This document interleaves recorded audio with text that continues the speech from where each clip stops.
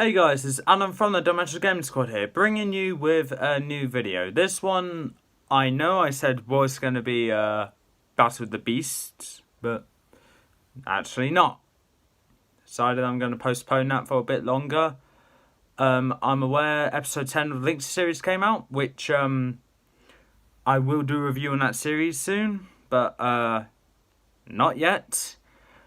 And, of course, Beast Quest Beast Review. I finished Series 18, finally. It took way too long. But that's actually not what the video is on either. If you probably could have told by the title, I love the Harry Potter series. And I thought, why not? So, I'm ranking all of the Harry Potter films from my least favourite to my favourite. Explain why it's my least favourite. And it goes without saying, spoiler warning, because I will be giving out spoilers in each film, along with my personal opinion on each one, hence why it's a ranking. So, as you know, there are 8 films. I'm not counting the Fantastic Beasts films, as I'm not really a big fan of those, actually. I haven't watched the second one, and I'm not in a rush to, as I didn't really enjoy the first one. And Harry Potter and the Cursed Child, that hasn't came out yet. Or if it has, I just don't know where it is. I haven't watched it. So it's just the original 8 films from Philosopher's Stone, not Sorcerer's Stone, by the way, all the way to Deathly Hallows, Part 2. So let's get right into this ranking with my least favourite out of all the films. Now, 8th place, Harry Potter number 6, Half-Blood Prince. Okay, let's kick things off with the thing I hate most about it. I really am sorry to the fans that like this, but the thing I hate most about it, Dumbledore's death. Yeah. So Dumbledore was actually one of my favourite characters in the series, and not my favourite, but not my least favourite, as always. But it's just that we learn in Deathly Hallows why Dumbledore died and why Snape killed Dumbledore. But the fact that Malfoy couldn't bring himself to do it, even though he seemed like he was very glad to do it, just doesn't settle right with me. And Slughorn, in my opinion, is not a great character. I actually didn't like him at all. And also, it's just the pacing of the movie. In my opinion, it goes a bit too slow. And I honestly fell asleep so many times watching it. It's just the other day I was actually able to watch it without falling asleep. And I was like, I see why I fell asleep. I don't like it. That's when the real Horcrux thing started. And, well, not technically. It was brought up. That's when it was first brought up. Not when it generally started. That started in Chamber of Secrets. But, I just find it boring and currently a waste of time in the Harry Potter universe. So moving on to 7th place, and this is off the top of my head, and I need to go with the one after it, Deathly Hallows Part 1. Yes, again, continuing on from the Horcrux thing, which I do not have a problem with. But same thing with Half-Blood Prince. The pacing is too slow. It's the only one that doesn't have most of the movie go on in Hogwarts, and that's not a bad thing at all. But the fact it had the different pacing to the rest of it and made it more like an action instead of a fantasy movie is the thing that really pulled it down. And Nagini disguising himself as an old woman. Okay, but I'm not a big fan of it, though. If anything, that's a bit creepy. Adding on, something I did like about it, the Tale of the Three Brothers and the Mark of the Deathly Hallows. I liked that a lot, and it little did we know that technically all three of the first two, okay, I'm going to rephrase that. Technically, the Resurrection Stone and the Invisibility Cloak appeared in the first one, in the first Harry Potter film, whereas the Elder Wand, I believe this is probably wrong, was first seen in Order of the Phoenix or Goblet of Fire. But anyway, they were technically all in the first film. One was actually seen in the first film. The other, we know it's there now, but we didn't know back then. That was the Resurrection Stone inside the Golden Switch that Harry Potter almost swallowed. But anyway, God, what else about it? Oh yeah, something else I don't like about it: Dobby's death. Now, to most people, I like Dobby. Dobby is probably the most innocent character in the whole series, and to have him die is not something I want to see, because I knew he eventually had to die, but come on, man, I liked him. And there's also other characters' deaths which weren't as emotional, but I liked just as much as Dobby. Hedwig and Alastor Mad-Eye Moody. Yes, I liked Mad-Eye Moody. I found him very entertaining in Goblet of Fire and Order of the Phoenix. Fortunately, he had to die. But all of them died to protect Harry, and that was the main thing. So I can't really say it was a bad thing that they died. They died protecting the person that needs to be alive. Moving on to the next film, 6th place. Now this is going to get some haters, especially from one person, considering I know it's his favourite film. Prisoner of Azkaban. The third Harry Potter film. In my opinion, it gets outclassed by the films before it and the films after it, ignoring Half-Blood Prince and Deathly Hallows Part 1. I like that it introduced my favourite character in the series, Sirius Black, and probably my favourite one-time characters being the people in the night bus. But it just there's this kind of atmosphere that was missing from this film that was in the first two, which made it, instead of a bit creepy and dingy to watch, it made it from more wonder, curious kind of movie to a more dingy, dark film, which will be later expanded on in the future films, hence why PG to 12. But Prisoner of Azkaban is a PG, so I would say this film is more like a transition to that atmosphere. And I'm not saying it did it terrible, but it made it kind of weird, in my opinion, and I'm not the biggest fan of it. And Buckbeak, another one-off character, which gladly didn't die, I liked a lot. I really do. And I think I'm going to regret saying this. Draco, if he was paying attention in Hagrid's lesson, do not insult a hippogriff, otherwise he would be attacked, and that's what happened. Obviously. What else about Prisoner of Azkaban? The Dementors. I did not like their first appearance.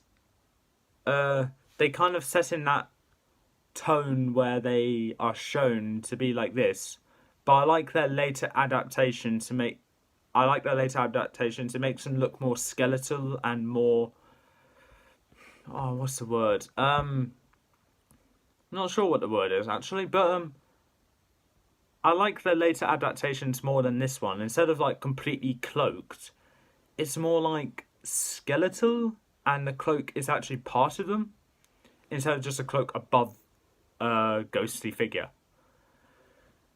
And what else about it? That's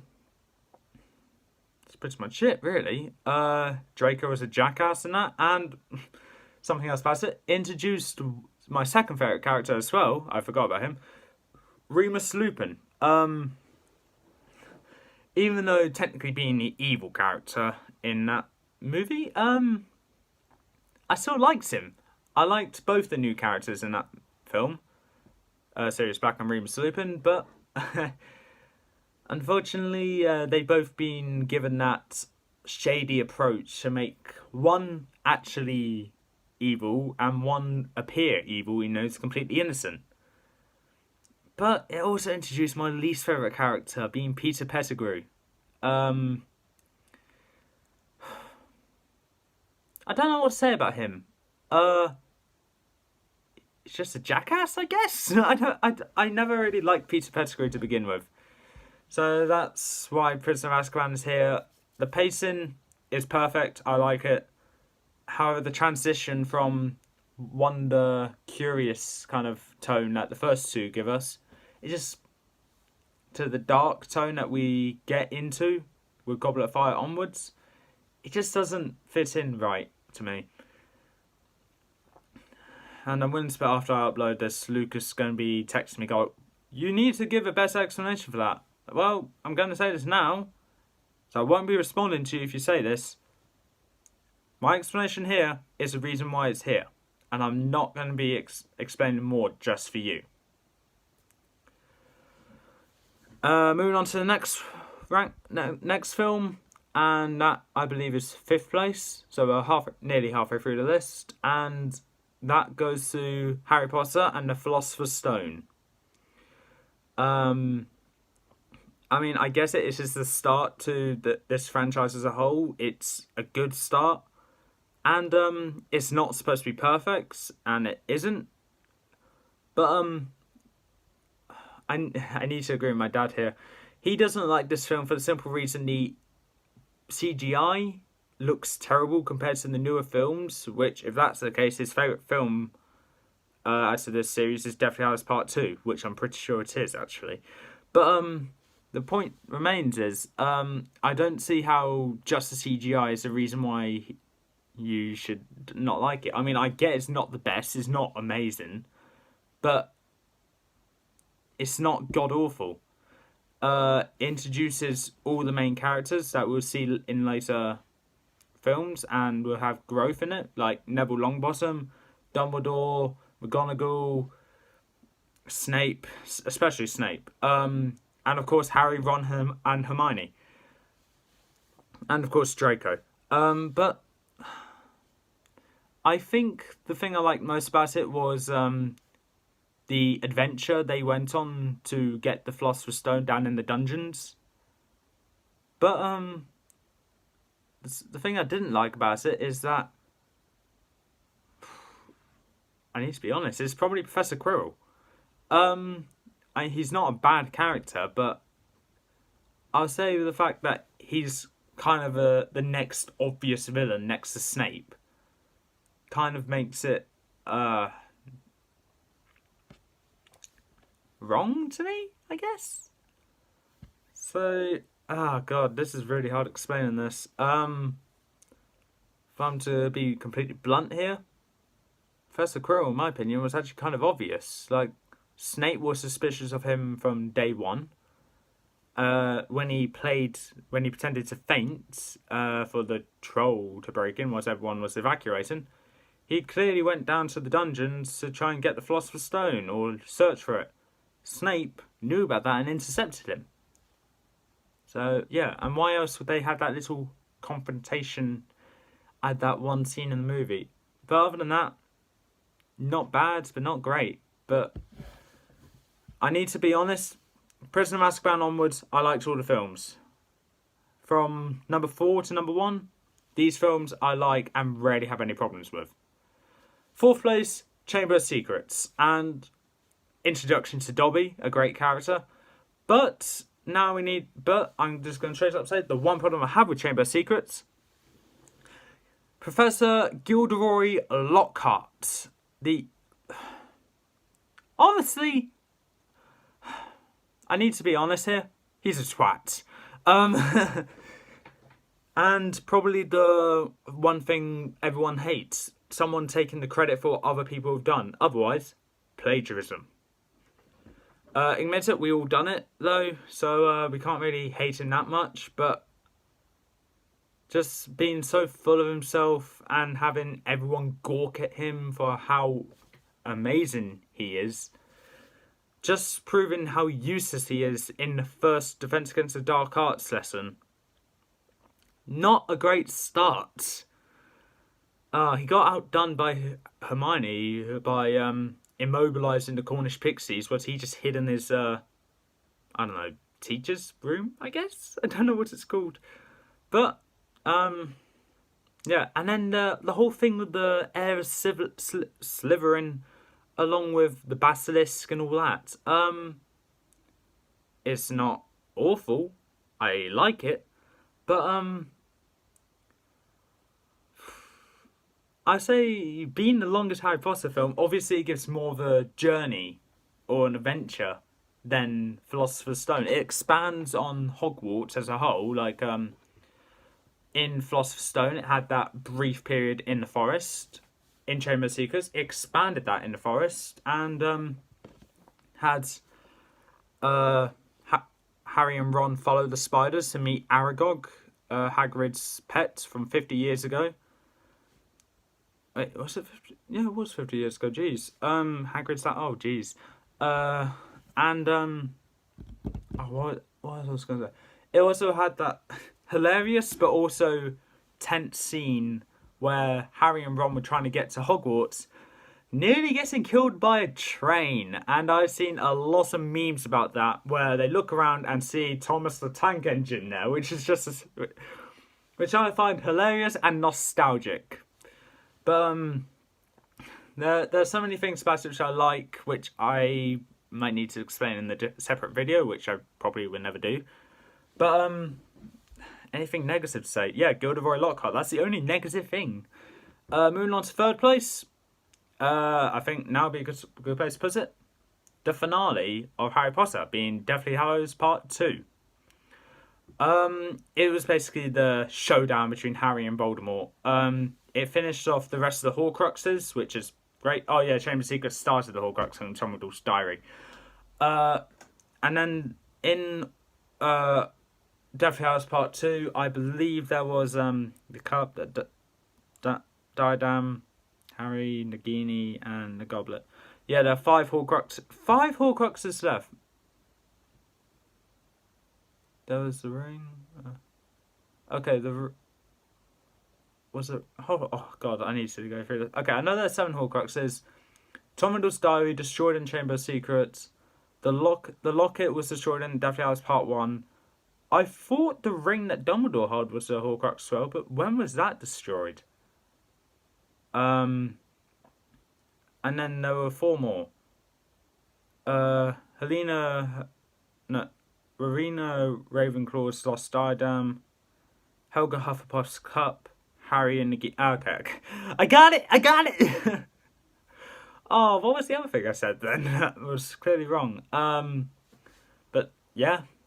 Just going around finishing off the Horcruxes, which I believe is 4 actually, not Oh, I said the cup and the goblet, didn't I? Oh, okay, that makes sense now. I liked it. I liked the adventure from continuing on from Deathly Hallows Part 1 with Here Lies Dobby, a free elf, moving on to the dragon scene at the bank, along to eventually finding their way to Hogwarts. And then, of course, the Battle of Hogwarts, bringing down something that's been made for ages.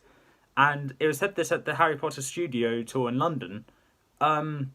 It felt so satisfying for the cast and the crew to destroy something they worked so hard on and end it in a satisfying way. They made that film perfect, and they really did. They killed off a character which I honestly don't care too much about, being Ron's girlfriend in Half-Blood Prince. I honestly can't remember her name, so that's how important she is to me. And of course, in Deathly Hallows Part 2, it does kill off Remus Lupin, Nymphadora Tonks, Fred Weasley. I forgot Deathly Hallows Part 1 got rid of George's left ear, but that is not as important. It killed off other characters as well. Bellatrix. Molly Weasley was a badass in that one scene. Killing off Bellatrix. Okay. What was I going to say about that? Literally the one line she says before killing Bellatrix, "Not my daughter, you bitch." That was the only Harry Potter film I saw in cinemas because I was too young for the others. But it was a good one to see. I remember exactly who I seen it with as well. I saw it with my mum, my dad, my sister, her boyfriend at the time, and my dad's best friend. I don't know why he was there, but okay. A group of people watching Deathly Hallows Part 2, the finale of Harry Potter. I loved it. I loved the ending. And I loved that technically Neville Longbottom, I said this for so long, Neville Longbottom technically killed Voldemort by killing the last Horcrux. Okay, and when I first saw it, I didn't get it, how Harry survived the whole Avada Kedavra thing, killing off him as a Horcrux, which I also didn't get. But then I was like, wait, then my parents had to explain to me, he had the Resurrection Stone, he reused it on himself to revive himself, yes, and it was great to see Sirius again, and Lupin. I missed them. Yeah. Moving on! Second place, and the runner-up to my favourite Harry Potter film, as soon as I say it, you know what my number one is. Second place, Harry Potter and the Goblet of Fire. Now, I need to straight up say, the Triwizard Tournament. I liked that a lot. I thought it wasn't that bad at all. The tasks, I admit, were a bit... It was a warning, it was dangerous, but... Why? Why would you do that? Why would you host something that could kill students? The dragons can kill students, the mer people can kill students, I'm pretty sure someone almost died there. Even the maze can kill people. Yeah, I mean, Fleur nearly died, but luckily Harry saved her. She went on to marry Bill Weasley. They had a dance at a wedding, and that's it, basically. Victor Crumb was bewitched in the maze by Mad-Eye Moody. Sorry, not Mad-Eye Moody. Barty Crouch Jr., played by the best Doctor from Doctor Who, David Tennant, of course. Don't need to do a ranking on that, on those Doctors now, do I? But, I think the actions of Dumbledore was a bit out of order. Like, I get that it's in place where Harry has to compete in the tournament, but Harry is 14 years old.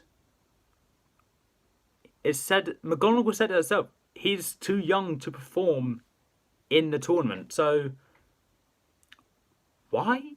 Why would you allow that? Your favourite student, the most famous student, the boy who lived to perform in this tournament. He was the boy who lived 13 years before that. And now you'll send him off to kill him again. See if he'll live. Spoiler, he did live. Unfortunately, the other person that played for Hogwarts died. Cedric Diggory. He was amazing. Great actor. Loved him in Twilight. I haven't watched Twilight. He was great. That's all I can say. And, oh god, the Amos Diggory, I think it is. His reaction to his son's death, that got me. It honestly did. And for a long time, Goblet of Fire was my favourite film due to the dragons, the mer people, the maze, and the return of Voldemort, and of course the death of Diggory. But the thing that pulled it down, Peter Pettigrew. I believe he's in my favourite one as well. I don't remember him in there though. But I think the actions of what happened in the third act, where Voldemort actually comes back, this is what sets up my number one favourite film, Order of the Phoenix, so well. Because throughout the film, Harry is having nightmares of seeing Voldemort again, of Voldemort's followers or himself torturing Harry's friends or family, in Sirius Black's case. And it just gets to Harry throughout the entire film. And then introduce the most bitchiest character of all of them, being Dolores Umbridge. Okay, we could all agree she is a twat. We all hate her. But the thing is, I hate her, but I love to hate her. That doesn't make sense, but I'm not going to argue with it. I love her, but I hate her at the same time. I love to hate her. Simple as. It's kind of ironic that my favourite film is the one where my favourite character dies, isn't it? But, I don't see how that should take away from it. It adds emotional impacts to, the movie. The battle in the Ministry of Magic was, Department of Mysteries, I meant, was amazing. That was probably my favourite scene in the movie. The Harry becoming basically the Defense Against Dark Arts teacher, also great. And, of course, the introduction to probably my favourite follower to Voldemort being Bellatrix Lestrange. And I believe the sister or half-sister to Sirius Black. I don't know what to say about that. It was great. But the thing I love most about it is just that gradual reminder or haunting that Voldemort was doing to Harry in the form of his nightmares.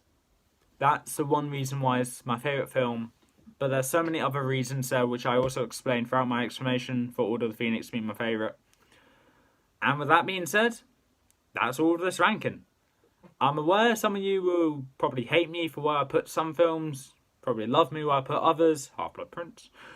But, that's all for this time. If you... I'd love to see what your opinion on each Harry Potter film is down in the comments below, or even make your own videos about it. I will watch them. And that is all for this time.